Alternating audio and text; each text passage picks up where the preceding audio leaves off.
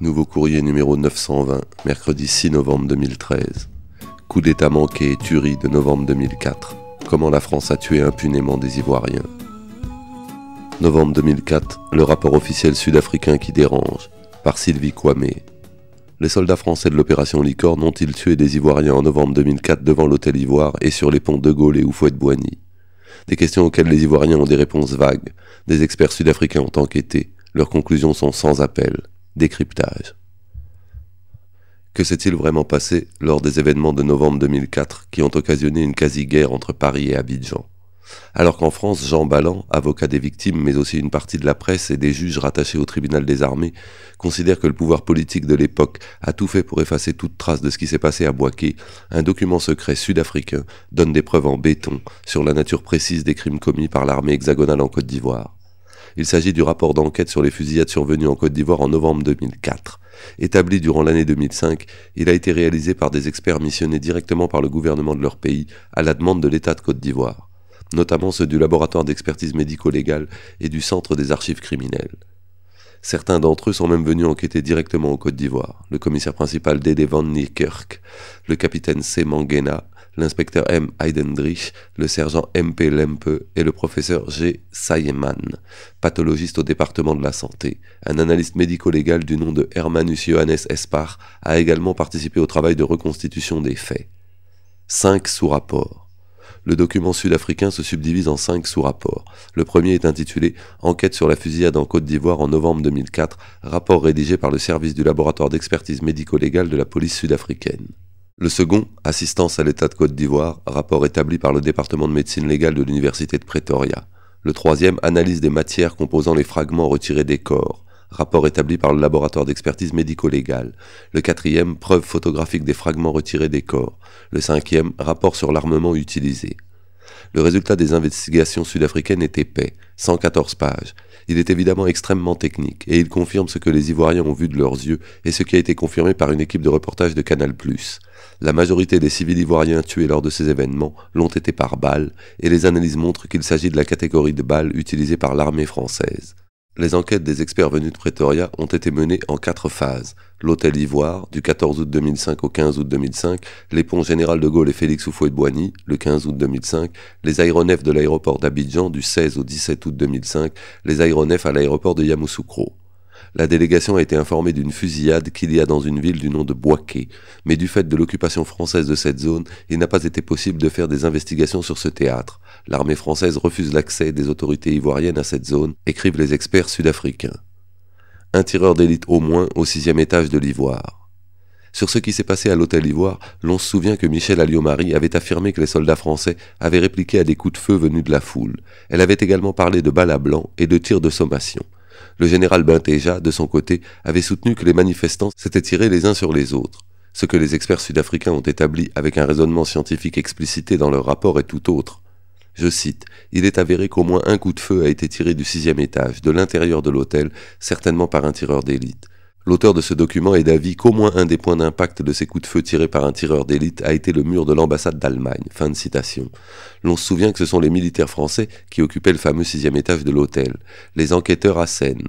Le bâtiment de l'hôtel a été passé au peigne fin, mais nous n'avons trouvé aucune trace d'aucun coup de feu qui aurait été tiré des positions des civils en direction des positions tenues par les Français. Toutes les preuves glanées sur la scène du crime à la date de l'investigation ont montré que tous les coups de feu qui ont été tirés l'ont été à partir des positions décrites comme tenues par les Français vers les positions des civils. Fin de citation. Des rapports d'autopsie sur 36 cas. Ils sont malheureusement incomplets, mais ont le mérite d'exister. 36 rapports d'autopsie ivoiriens ont été confirmés et complétés par le professeur Sayeman, directeur du département de médecine légale de l'université de Pretoria. Je cite, 27 décès sont dus à des blessures par balle ou d'autres blessures balistiques. 8 décès sont dus à l'asphyxie ou des événements du même ordre, notamment l'inspiration ou la noyade. Un décès est imputable à une blessure due à un instrument tranchant, blessure à l'arme blanche, et peut avoir un lien avec les événements faisant l'objet de l'enquête. Des balles intactes, des fragments de balles ou d'autres métaux ont été retirés des corps et remis au laboratoire d'expertise médico-légale des services de police sud-africains pour analyse balistique. Dans certains cas, plus d'une balle et ou d'un fragment ont été retirés d'un corps. Au moins 4 des corps semblent avoir été touchés par de multiples métaux ou autres fragments, tels que des éclats d'obus, provenant peut-être d'engins explosifs, de fragments de balles et de surfaces dures, telles que les structures en béton.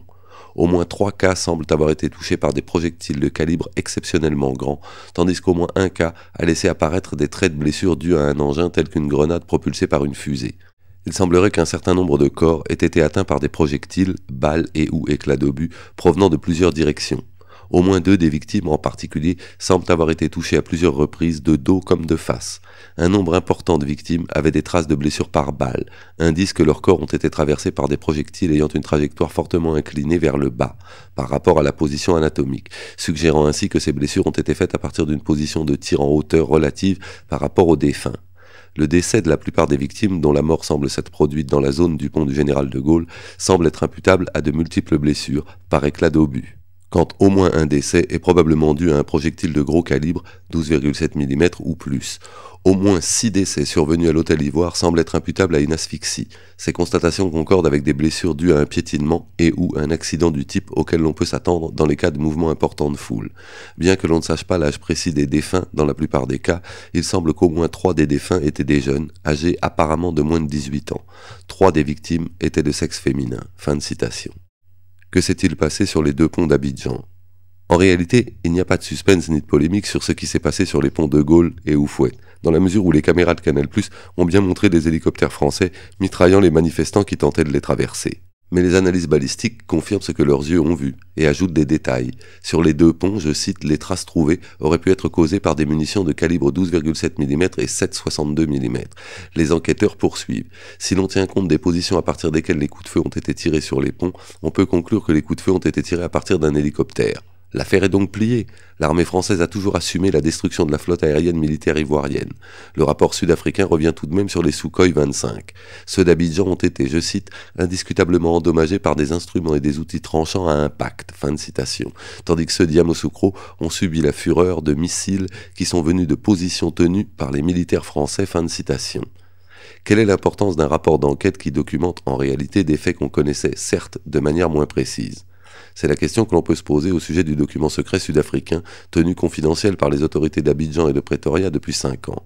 En réalité, il est d'une importance juridique inouïe. Des experts d'une nation considérée comme sérieuse et développée, assermentés, ont analysé les indices laissés après les événements de novembre 2004 et ont rendu des conclusions sans appel, crédibles au point de vue international. Ce travail tranche avec celui de la justice et des autorités françaises qui n'ont réalisé aucun travail balistique sérieux établissant la manière dont la base vie de Licorne à Bouaké a été bombardée. Bien entendu, les autorités françaises de l'époque n'ont pas non plus réalisé les autopsies méthodiques validées par le gouvernement sud-africain en appui aux autorités ivoiriennes. Le précieux document sud-africain qui rend justice aux victimes ivoiriennes n'est pas resté dans les tiroirs. Il est utilisé par les avocats de ces victimes, liés eux-mêmes à l'État de Côte d'Ivoire, dans les cercles plus restreints de la diplomatie internationale, pour obtenir des réparations pour leurs familles, pour ceux qui sont morts et pour eux-mêmes, pour ceux nombreux qui sont blessés et invalides.